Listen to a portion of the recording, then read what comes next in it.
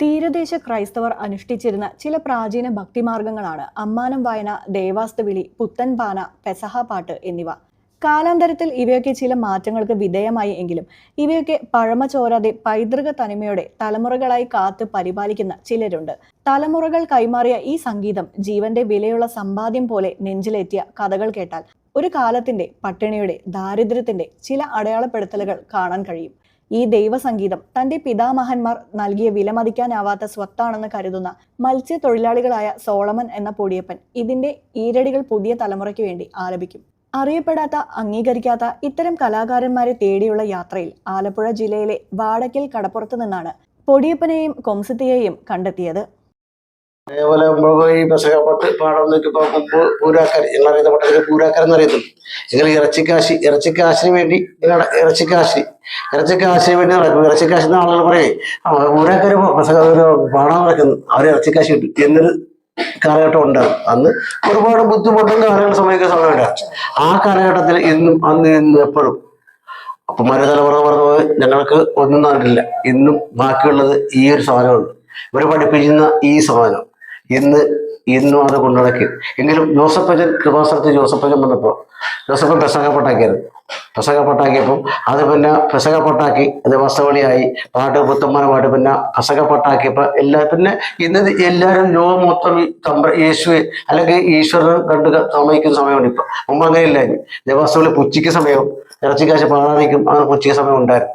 ഇന്ന് അതല്ല. ഇന്ന് എല്ലാവർക്കും, ഇന്ന് നമ്മുടെ കുഞ്ഞുങ്ങൾ, അന്നത്തെ കാലഘട്ടത്തിൽ നമ്മുടെ കുഞ്ഞുങ്ങൾ ഒരു വള്ളിലേക്കിട്ട് ഹോട്ടലിലേക്കിട്ട് ഇന്ന് രണ്ട് പൊറോട്ടയും ഒരു മുട്ടക്കറിയില്ലാതെ ഒരു കുഞ്ഞിന് ഇന്ന് ജീവിക്കില്ല. അന്നത്തെ കാലഘട്ടം മാറിപ്പോയി. അന്ന് വേർപ്പിന്റെ സമയമായിരുന്നു. ആ കാലഘട്ടമൊക്കെ മാറിപ്പോയി. ഇന്ന് ഈ ഒരു പൗർണി കാലത്തെ ഇന്നും ഞങ്ങൾക്ക് തലമുറ ഇന്നും തന്നൊരു ബാക്കി ഇതേ ഉള്ളൂ, വേറൊന്നുമില്ല.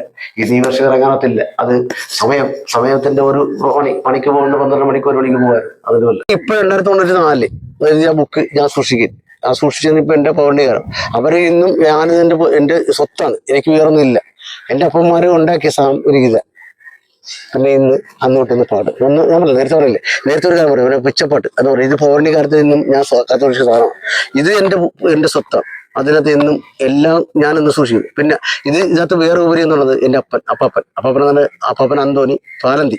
അതായത് അവര് പഠിപ്പിക്കുന്ന പാട്ട്. പിന്നെ അതൊക്കെ ഉപരിയായിട്ട് എൻ്റെ വല്യച്ഛൻ ജെറോണി എന്ന് പറയും.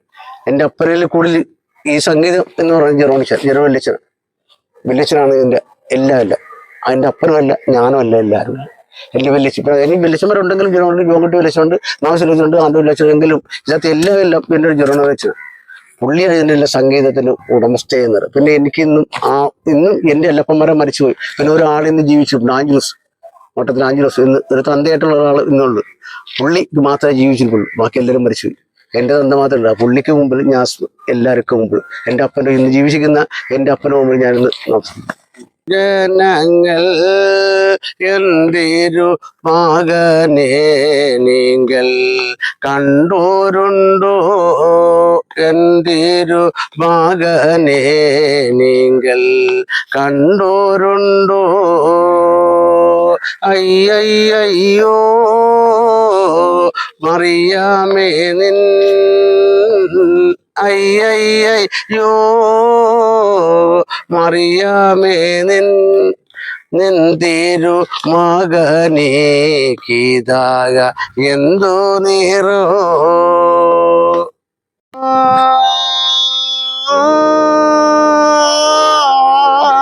അങ്ങയുടയാ ഈശോ കർത്താവിൻ്റെ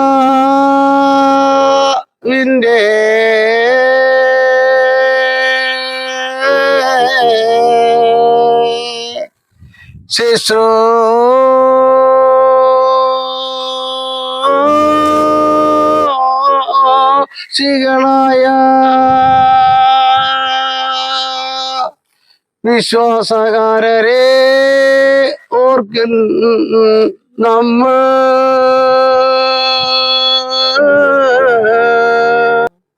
മണി നിന്റെ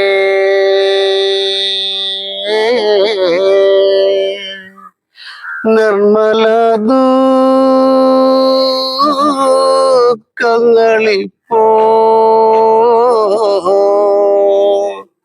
നന്മയാലേ മനസ്സുറ്റു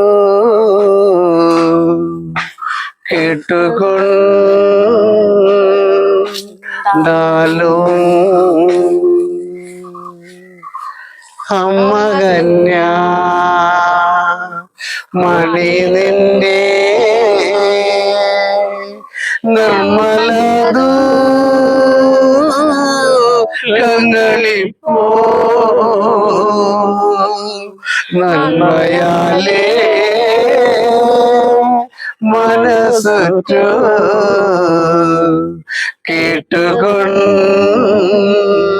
കേട്ടുകൊണ്ടാലും എൻ്റെ തിരിച്ചു തന്റെ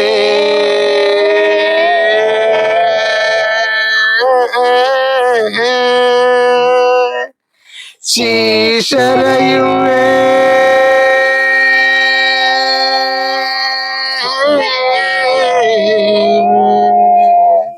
താൻ കൂട്ടേ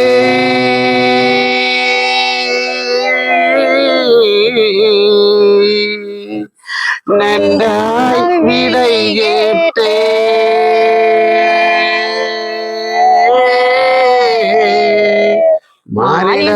മാനിടക്കായി പാടുവിടാ